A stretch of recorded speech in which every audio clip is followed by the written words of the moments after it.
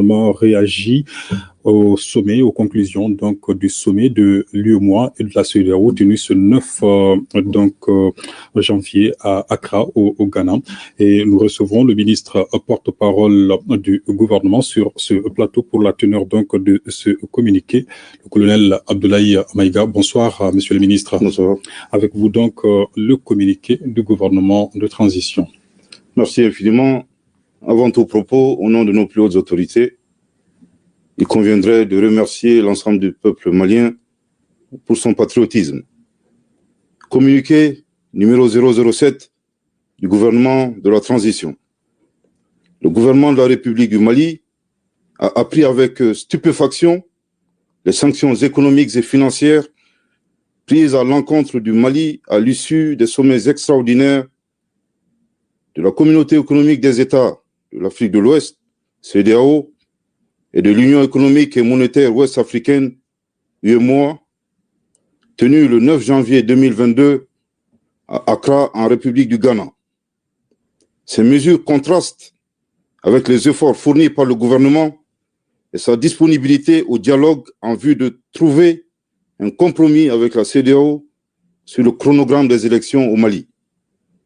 Le gouvernement du Mali condamne énergiquement ces sanctions illégales et illégitimes prises à la fois par l'UEMOA et la CEDEAO, organisation pourtant fondée sur la solidarité et l'idéal panafricain.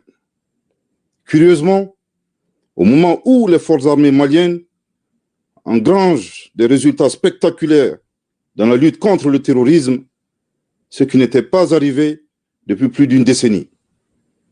Concernant l'UEMOA, un embargo décidé par les chefs d'État et de gouvernement, applicable à un État souverain, constitue une violation manifeste du traité de l'UEMOA et des statuts de la BCEAO, la Banque centrale des États d'Afrique de l'Ouest. En outre, le gel des avoirs d'un État, des entreprises publiques et parapubliques ne saurait être appliqué par la Banque centrale, qui reste un organe indépendant auquel chaque État membre a concédé son droit souverain d'émission. Concernant la CEDEAO, le gouvernement dénonce et rejette les décisions suivantes qui ne sont fondées sur aucun texte communautaire. La fermeture des frontières terrestres et aériennes entre les pays de la CEDEAO et le Mali, la suspension des transactions commerciales entre les pays de la CEDEAO et le Mali, le gel des avoirs de la République du Mali dans les banques centrales de la CEDEAO, le gel des avoirs de l'État malien et des entreprises publiques et parapubliques dans les banques commerciales des pays de la CEDEAO. Le gouvernement du Mali regrette que des organisations sous-régionales ouest-africaines se fassent instrumentaliser par des puissances extra-régionales aux desseins inavoués. Dans les heures à venir, le gouvernement du Mali prendra toutes les mesures nécessaires en vue de riposter à ces sanctions malencontreuses. Le gouvernement du Mali déplore le caractère inhumain de ces mesures qui viennent affecter les populations déjà durement éprouvées par la crise sécuritaire et la crise sanitaire, notamment celle de la Covid-19. Le gouvernement du Mali invite les populations au calme et à la retenue.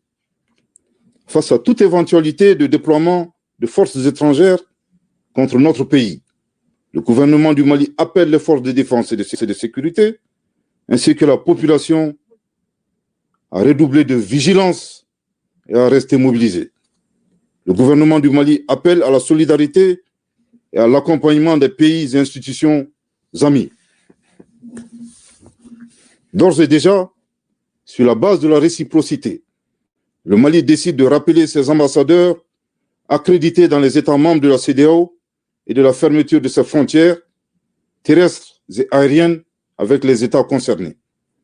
Le gouvernement du Mali tient à rassurer l'opinion nationale que des dispositions ont été prises pour assurer l'approvisionnement normal du pays par tous les moyens appropriés.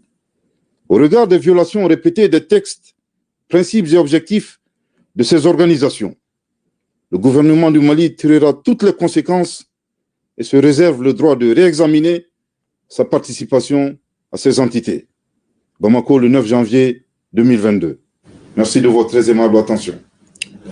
Merci beaucoup, monsieur le ministre porte-parole du gouvernement.